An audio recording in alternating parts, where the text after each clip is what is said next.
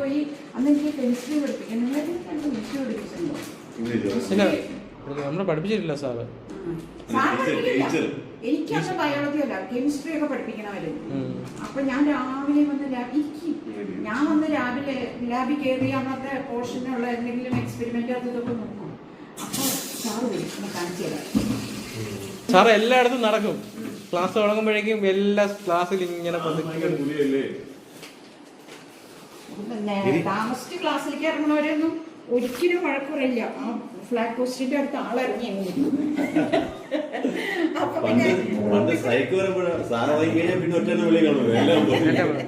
സാറങ്ങനെ വഴക്കൊന്നും പറഞ്ഞ ഞാൻ കണ്ടിട്ടില്ല. സംസാരിക്കാൻ പറ്റില്ല. പക്ഷെ എല്ലാവരും പങ്കലായിരിക്കും. എല്ലാം വരെ സ്ട്രൈക്കുകാരാണ്.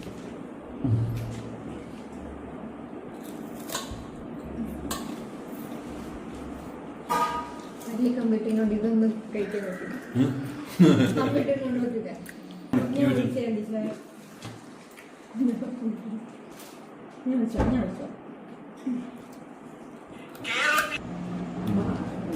ഞങ്ങള് ഏപ്രിൽ 9 ഉണ്ടെന്ന് പോയി. ഏപ്രിൽ 26 അവർ തിരിച്ചിങ്ങോട്ട് വരാം.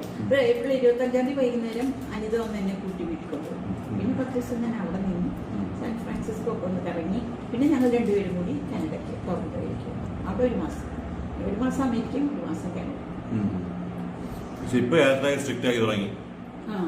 മറ്റേ ഒരു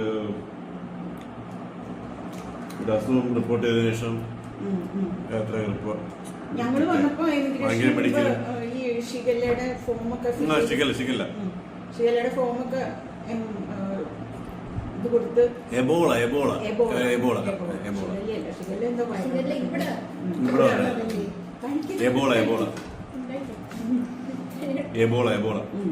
അതിന്റെ ഫോം എവിടുന്നാണ് വരണേ, വീട്ടിലത്തെ അഡ്രസ്സ്, നമ്മൾ പോയ സ്ഥലത്തെ അഡ്രസ്സ്, ഫോൺ നമ്പർ, പിന്നെ നമുക്ക് ഇപ്പൊ എന്തെങ്കിലും സിംറ്റം ഉണ്ടോ എന്ന് ചോദിച്ചു. കുറെ സിംറ്റംസ് അതൊന്നും ഇല്ല എന്നൊക്കെ പറഞ്ഞാണ് ഇംഗ്ലീഷ് അത് വരണേ എബോള.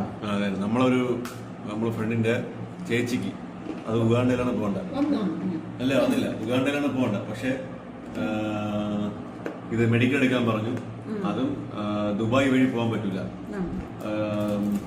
ഇവിടെ നമ്മൾ മുംബൈ വഴി എന്തോ ഉള്ളൂ.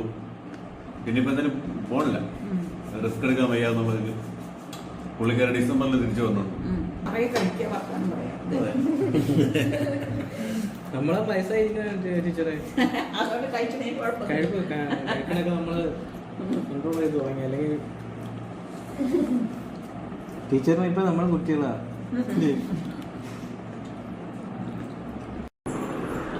വൈകുന്നേരം വിളിക്കാൻ വരുമോ?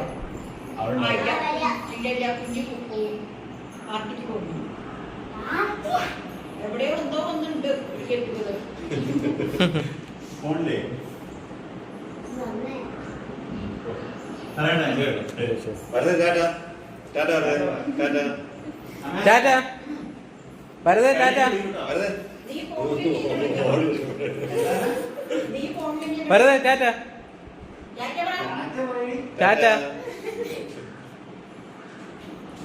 യാത്രയൊക്കെ ഭയങ്കര ബുദ്ധിമുട്ട്.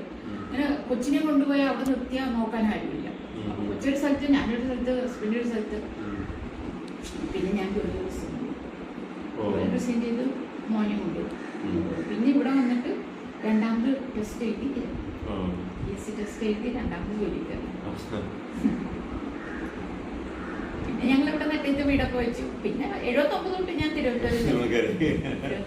ഇപ്പൊ എന്റെ നാട് തിരുവനന്തപുരം. ഞങ്ങള് കാനഡയിൽ പോയപ്പോ സ്വിറ്റ്സർലൻഡിലുള്ള അവരൊക്കെ നാട്ടിൽ വരുന്നുണ്ട്. കൊച്ചു പിള്ളേരും എല്ലാവരും. ഞങ്ങളൊരു ഗെറ്റുകതർ, ഒരാളുടെ ബർത്ത്ഡേ ഉണ്ട്, ആഘോഷിക്കാന്നും പറഞ്ഞു. ചുമ്മാ എന്തെങ്കിലും ഒരു അവസരം ഉണ്ടായല്ലോ.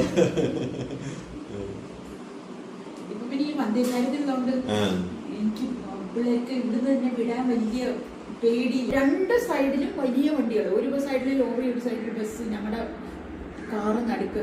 അതിന്റെ ഇടയിൽ കൂടെ ഒരുത്തൻ ബൈക്കും കൊണ്ടുപോയി വരച്ചു, കാറിൽ വരച്ചു. എനിക്കാണെങ്കിൽ ഒരു ഇത്തിരി പാട് വന്നപ്പോഴും കാറിന് ഒരാൾ തൊട്ട സഹിക്കാൻ പറ്റില്ല. അകത്തിരുന്ന് ഒരു ഭക്ഷണം കഴിക്കാൻ സമ്മതിക്കില്ല. നമ്മൾ ഇവിടുന്ന് പോയി എവിടെയെങ്കിലും ചായ കുടിക്കാൻ നിർത്തിയാൽ രവി അപ്പം വണ്ടി തുടങ്ങി അടിയിലൂടെ കയറി കിടക്കുന്നത്. അങ്ങനെയാണ് വണ്ടി നോക്കണം. അപ്പൊ ഞാൻ പറഞ്ഞു ഇവിടുന്ന് അവിടത്തോളം, അവിടുന്ന് ഇവിടത്തോളം ഏകദേശം എത്ര ടാങ്ക് പെട്രോളിന്റെ ചെലവ്, അതിന്റെ കൂടെ ഇനി വണ്ടി നേരാക്കാൻ വേറൊരു ചെലവ്. ഇങ്ങനെ ഇനിയിപ്പോ ഞാൻ കാറിൽ കൊണ്ടു നടക്കണ്ട, ഞാൻ ട്രെയിനിൽ കയറി പോകും. ആരെയും പേടിക്കണ്ട, എനിക്ക് കാറിന് പേരല്ല ഇട്ടിട്ടുണ്ടോ? കാറിന് പേരല്ല ചേർത്തിട്ടുണ്ടോ?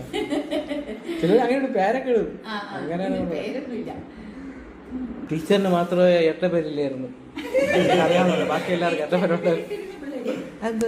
നമുക്കറിഞ്ഞൂടായിരുന്നു, എനിക്കറിഞ്ഞൂടാ. നിങ്ങളുടെ മുമ്പുള്ള അവരായിരിക്കും. സ്റ്റെപ്പ് കയറുമ്പോ 10 ഏഴിക്കോ ബില്ലിക്കാണോ പോണെങ്കിൽ ഈടെ അവിടുന്ന് ഞാൻ സ്റ്റെപ്പ് കയറുമ്പോഴേ അകത്തുനിന്ന് പിള്ളേര് അവിടെ പോയി. അങ്ങനെ നമുക്കറിഞ്ഞൂടാ, എനിക്കറിഞ്ഞൂടാ. ആ ഒരു ബാച്ചിൽ മാത്രമേ ഞാൻ അങ്ങനെ വിളിച്ചിട്ടുള്ളൂ. ദൈവാധീനം അത് പുറത്ത് പോയില്ല. പോയി. അത് പക്ഷെ പുറത്ത് അവര് പുറത്ത് വിട്ടിട്ടില്ലായിരുന്നു. ഇല്ലില്ല, അത് ഷിറാസ് ഒക്കെ പഠിച്ചിരുന്ന ആ ഗ്രൂപ്പ്. ഒരു സമയത്ത് ഞാൻ ക്ലാസ് ടീച്ചറാണ്. 2 ഗ്രാമർ ടീച്ചർമാരായിരുന്നു, ടീച്ചറും ബിന്ദു ടീച്ചറും. രണ്ടൊരു കെട്ടതാണല്ലോ.